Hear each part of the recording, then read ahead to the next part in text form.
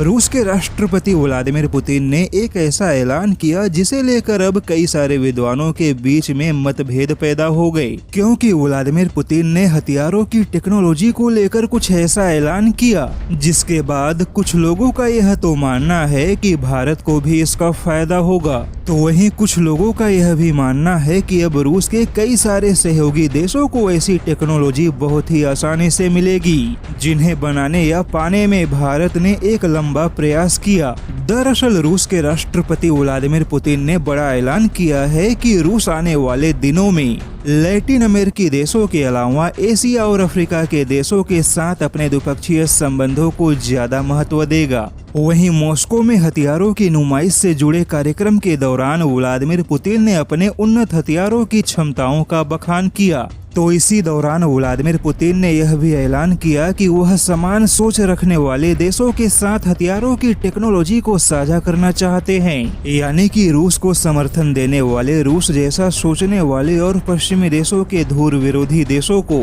रूस अपने हथियार ही नहीं बल्कि उनकी टेक्नोलॉजी भी बेचने के लिए तैयार है। आर्मी 2022 फोरम के उद्घाटन के मौके पर पुतिन ने कहा कि रूस अपने सहयोगियों को सबसे एडवांस कहे जाने वाले हथियार भी देने के लिए तैयार है, जिसमें छोटे हथियारों से लेकर हथियार बंद वाहन, हवाई युद्ध सामग्री और ड्रोन हथियारों जैसी टेक्नोलॉजी भी शामिल है। और पुतिन के इसी ऐलान ने भारत के कई सारे जानकारों की चिंता बढ़ा दी है, क्योंकि अब कई जानकारों का यह मानना है कि अपने हथियारों के व्यापार को बढ़ाने और युद्ध में हो रहे नुकसान और खर्चे की भरपाई के लिए व्लादिमीर पुतिन अपने सहयोगियों को हथियारों की टेक्नोलॉजी का लालच दे रहे हैं। और व्लादिमीर पुतिन के ऐसे प्रस्ताव भारत के लिए चिंताजनक होंगे, क्योंकि कई देश रूस की वह टेक्नोलॉजी बड़ी आसानी से हासिल कर पाएंगे जिन्हें भारत ने कई सालों के प्रयासों से हासिल किया। वहीं पश्चिमी देशों की मीडिया का कहना है कि आर्थिक प्रतिबंधों से घिरा रूस हथियार बेचकर युद्ध के संसाधन जुटाना चाहता है।